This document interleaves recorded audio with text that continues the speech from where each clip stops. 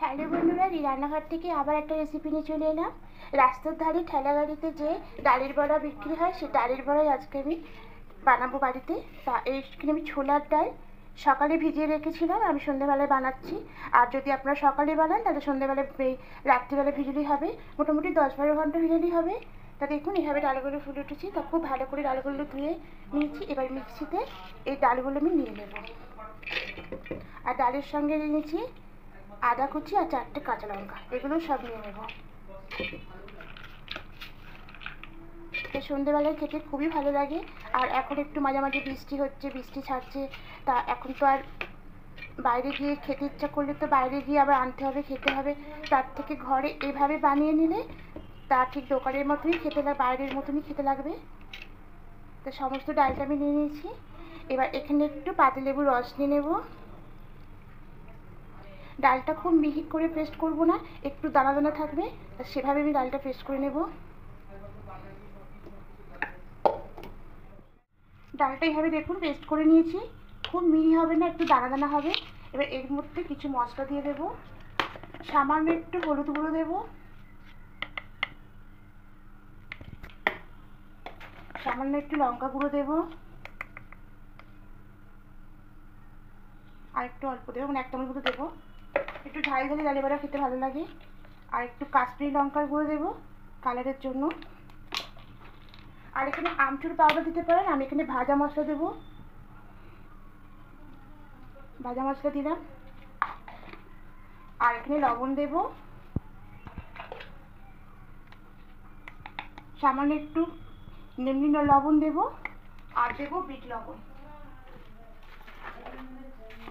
Bit লবণ দেবো বলবো, এই বিট লবণ দেবো। দিয়ে খুব ভালো করে এটাকে মাখিয়ে দেবো, ভালো করে হাতে করে মাখিয়ে নিয়েছি। দেখুন এভাবে সমস্ত মশলা কিছু দিয়ে মাখিয়ে নিতে হবে। একটা ছোটো প্যান বসিয়ে দিয়েছি, আর এর মধ্যে সাদা তেল দিয়েছি, তেলটা গরম হয়ে এসছে। এবার এখানে একে একে ডালের বড়াগুলো দিয়ে দেবো। যখন দেবো একটু লো ফ্লেম, একটু সামান্য মিডিয়াম ফ্লেমে রাখবো, তারপর দেওয়ার পরে ফ্রাই করে দেবো।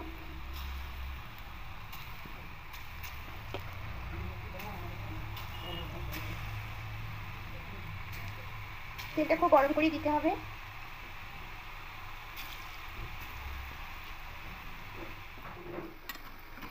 এবার বড়াগুলোকে উল্টে নেব।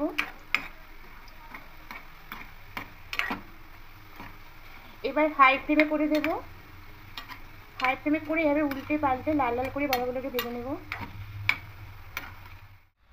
এবার উল্টে পাল্টে খুব ভালো করে দেখুন লাল লাল করে ভেজে নিয়েছি। এবার এগুলো তুলে নেব।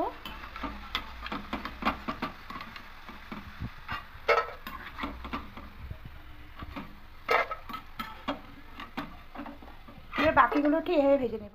ডালের বড়াগুলো একদম তৈরি হয়ে গেছে দেখুন। এবার এখানে একটা ধনেপাতার চাটনি বানিয়ে নেব। তার জন্য এখানে ধনেপাতা কেটে খুব ভালো করে ধুয়ে নিয়েছি। এবার একটা মিক্সির মধ্যে নিয়ে নেব, সব ধনেপাতাগুলো নিয়ে নেব। নিয়ে এখানে কয়েকটা কাঁচা লঙ্কা নেব। আর এখানে আপনারা আদা কুচি নেবেন, আদা না হলে রসুনও নেবেন। আমি নিরামিষ বানাবো তাই আদাই নেব।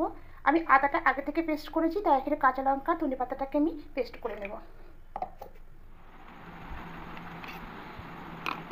এর মধ্যে আমি আদা পেস্টটা দিয়ে দিয়েছি, আমি আদা আগে থেকে পেস্ট করা ছিল তাই দিলাম। আপনারা করলে আদা কাঁচা লঙ্কা ধনেপাতা একসঙ্গে পেস্ট করবেন। আর যদি নিরামিষ না খান তাহলে রসুনও দেবেন, আদা না দিলে রসুন দিলেও হবে। আমি এটা নিরামিষ করেছি বলেই আদা দিলাম। আর এখানে সামান্য পরিমাণে লবণ দিয়ে দেবো। এবার এখানে দেব 1 পিস পাতিলেবুর রস।